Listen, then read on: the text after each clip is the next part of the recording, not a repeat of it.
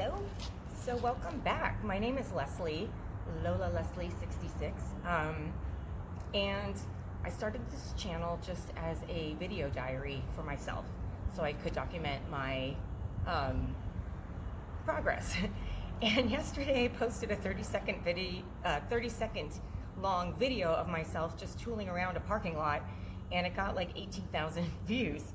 So I thought I'd make another video and tell you why I started writing, especially because I just turned 50 last year. I'm going to be 51 this year, and why did I wait till I was 50?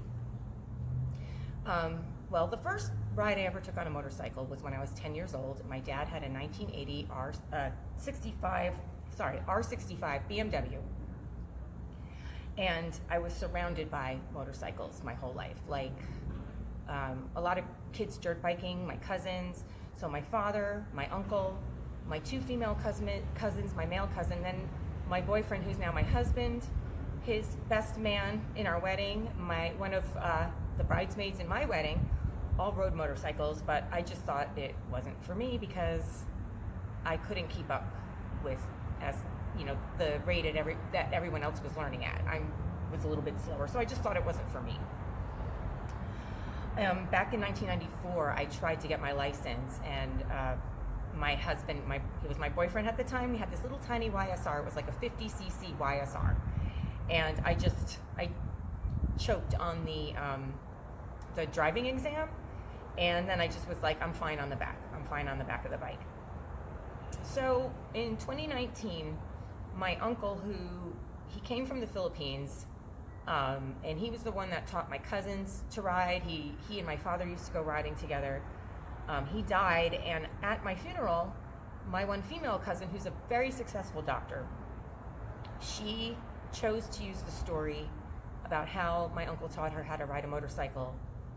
That was the story she chose to tell at his funeral, because what he taught her about riding motorcycles, she ended up carrying through the rest of her life, which was she had taken a dirt bike, and she ran into a curb, flipped over the top, messed up the bike, messed up her face. She was only like 7 or 8 years old, and she thought she was going to get in so much trouble. And instead, my uncle said to her, "Hey, get in here into the garage. We have to fix this motorcycle. We're going to go to the store and get the parts. I'm going to show you how to fix it, and then you have to get back on and ride again, or you're going to be afraid and you're never going to want to ride motorcycles again." And that was like a really inspiring story to me, because I realized that she took that into every area of her life. If you make a mistake, if you fall, if you break something, you fix it, you get up and you try again. And like I said, she's a very successful doctor now. So that was one thing that came to mind. I thought, gosh, I really wish I had stuck it out and tried to learn how to ride a motorcycle back when I was in my 20s. And then my husband, actually, he had been riding a Suzuki GSXR since 1993, and he's always wanted a Harley Davidson. So he finally went out and bought a Harley Davidson for his 50th birthday. And when I was sitting on the back, I thought, I have a feeling I'm going to get bored back here. And so I told my husband, I told him, you know what? I think I want to try to learn how to ride motorcycles again. And he was like, are you kidding me? Absolutely not. We had been living in a kind of rural area of northwest New Jersey near the New York State border. And we live in Los Angeles now. And it's very trafficky and it's very scary on the roads out here. I mean, even just coming out of my apartment, I live near 2 really major intersections, and it's not newbie friendly. So he was really annoyed. And then he said, you have to get a dirt bike first. Because I used to think that no one rode a street bike unless they rode a dirt bike first. So that was another thing that kind of inspired me to get a street bike at this age, because I started meeting people that were really good riders and they'd never ridden a dirt bike before. But anyway, my husband wanted to teach me this way, and I have a free instructor. So that didn't stop me from taking the MSF course. Highly recommend it to anybody. I took one out here in Long Beach, California, from a place called Clutch. It was great. So my husband and I found a KX85, a little Kawasaki dirt bike, and I started learning how to ride on that in the dirt. And then I went and I took the MSF course. And let me tell you why I took the MSF course. It was kind of unplanned. My husband and I had planned a trip to take his Harley Davidson up the coast of California, like all the way up Ventura, all the way up to San Jose, go camping, and we were so excited about this because we talked about this when we were younger. And everything caught on fire last summer. There were so many wildfires. All of the state parks got closed, and we had to cancel our vacation. So I decided, you know what? I'm just for fun, I'm going to take the MSF course, and I'm going to, this way when we take the dirt bikes out, at least I'll have a little bit of a foundation on how to ride.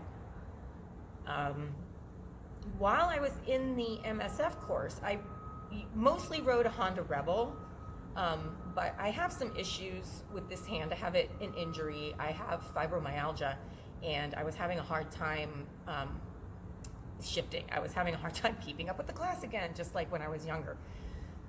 But lucky for me, they had a 0 at the instructor. The instructors had a motorcycle 0, and they asked me, hey, do you want to like take the class on the 0 and maybe have a private lesson for gear shifting or just to, touch up? And so I didn't want to hold up the class. I thought it was like a cop-out, but I thought, you know what, let me just do this. And I freaking fell in love with the 0. Let me just tell you, the whole time I was in this motorcycle course too, it was raining ashes from the sky. We were 60 miles away from the nearest fire, and it was raining ashes. So between that and being put on the 0 in the class and just falling in love with it, I ended up buying a 0. And the reason it took me until I was 50 years old to get my motorcycle license was because I didn't think I could do it, honestly. I didn't think it was for me. I thought it was, I had no business trying to ride a motorcycle. And honestly, there have been so many people online talking about their journey, and it inspired me.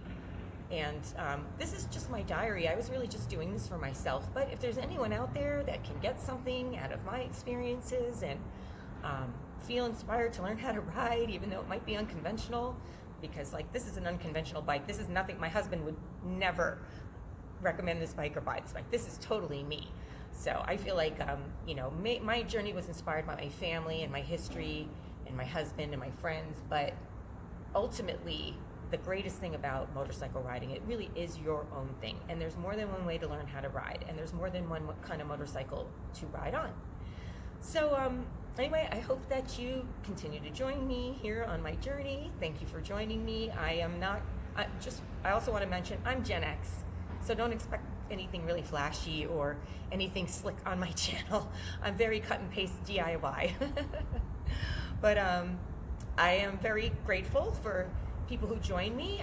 When I went to bed last night, I had 30 subscribers, and I think there's 68 now, but whether it stays at that or it gets larger or people get bored with me and they leave, it's all good. Like I said, this is my journey, and thanks for joining me.